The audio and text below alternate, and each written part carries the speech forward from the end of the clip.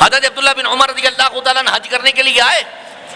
جب حج کر کے فارغ ہوئے تو لوگوں کو پتہ چلا آپ آئے ہیں, تو لوگوں نے کیا کیا, آپ کو گھیر لیا. شام کا ایک بندہ بھی آ گیا.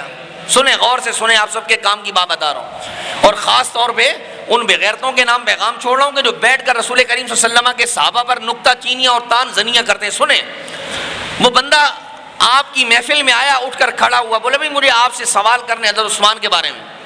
آپ نے کہا کرو. کہا کہ یہ بات بتائیں کہ کیا جنگ بدر کے اندر حضرت عثمان حاضر تھے؟ آپ نے فرمایا نہیں. وہ اس نے کہا میرا دوسرا سوال یہ ہے کہ جو صحابہ احد کے میدان میں حضور کو چھوڑ کر چلے گئے تھے, کیا ان میں حضرت عثمان شامل تھے؟ آپ نے فرمایا ہاں.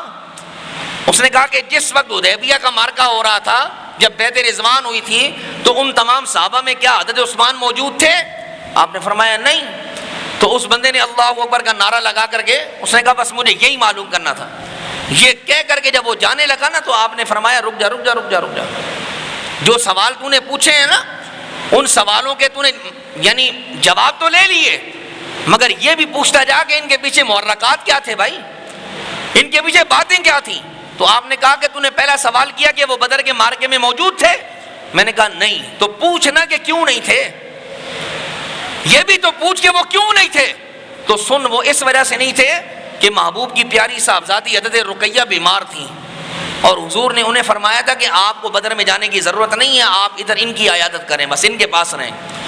تو اللہ کے حبیب نے ان کو کیا کیا, خود مدینے میں روکا. اور روکنے کے بعد کیا کیا, جب ان کا وصال ہو گیا, حضور جب واپس آئے, ان کو بدری صحابہ میں شمار بھی فرمایا, اور پھر مال غنیمت میں سے ان کو حصہ بھی عطا فرمایا. دوسری بات, تو نے کہا کہ جس وقت شیطان نے احد کے میدان میں صحابہ کرام کو لغزش دے دی اور صحابہ حضور کو چھوڑ کر چلے گئے, کیا ان میں حضرت عثمان شامل تھے؟ میں نے کہا ہاں.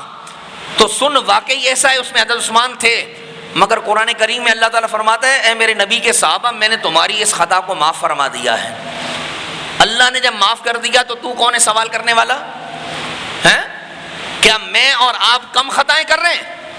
میری اور آپ کی زندگی میں کوئی خطائیں نہیں ہیں. آج کے دور کے اندر ہمارے ہاں تو نماز نہ پڑھنا تو کوئی گناہ ہی نہیں سمجھاتا, الیاذ باللہ تعالیٰ. بھائی یہ تو عام سی بات ہو گئی.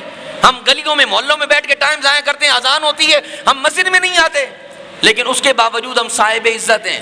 ٹھیک ہے جی, اس کے باوجود کوئی ہمیں تان زنی کا شکار نہ کرے بھائی, کیونکہ ہم ہیں. لیکن یہ یاد رکھیے گا, دنیا کے تمام اولیاء مل جائیں نا, تو مرتبے کے اعتبار سے کسی ایک صحابی کے مقام کو نہیں پہنچ سکتے.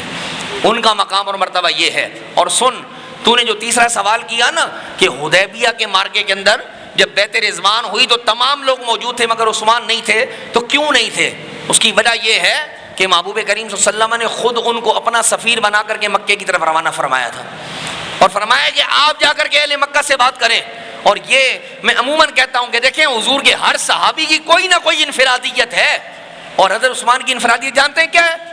جب آپ نے اس درخت کے نیچے بیٹھ کے صحابہ کرام کے ہاتھوں کی جانب ہاتھ بڑھا کر سب کا ہاتھ اپنے ہاتھ پر لیا اور پوچھا سب آ گئے؟ لوگوں نے کہا جی آ گئے. تو حضور نے اپنا دوسرا ہاتھ بلند کر کے فرمایا اے لوگوں گواہ ہو جاؤ, اے میرے پروردگار گواہ ہو جا, یہ میرا ہاتھ نہیں ہے بلکہ عثمان کا ہاتھ ہے. اور آپ نے کیا کیا, ان تمام ہاتھوں پر اپنا دوسرا ہاتھ رکھ کر فرمایا کہ اے لوگوں گواہ ہو جاؤ, اس بیعت کے اندر میرا عثمان بھی ہمارے ساتھ برابر کا شریک ہے. میں پھر یہ کہوں گا, دیکھیں بات کرنے والا جیسے حضرت عبداللہ بن عمر کی بارگاہ میں آیا اور آ کر کے اس نے اپنے انداز میں بات کی, ٹھیک ہے جی, لیکن وہ اس کے دل میں ارادہ کیا ہے کہ وہ یہ چاہتا ہے کہ اس کے دل سے معاذ اللہ حضرت عثمان کی محبت جاتی رہے, وہ ان پر تان و تشنیع کرے. لیکن حضرت عبداللہ بن عمر رضی اللہ تعالیٰ آپ باوجود اس کے کہ حضرت عمر کے صاحبزادے ہیں, لیکن آپ نے ان باتوں کے دلائل دے کر کے اور ان کے جواب دے کر کے بتا دیا کہ صحابہ کرام رضوان اللہ تعالی علیہم اجمعین آپس میں جو ہے نا بالکل شکر اور شیر کی طرح تھے بھائی.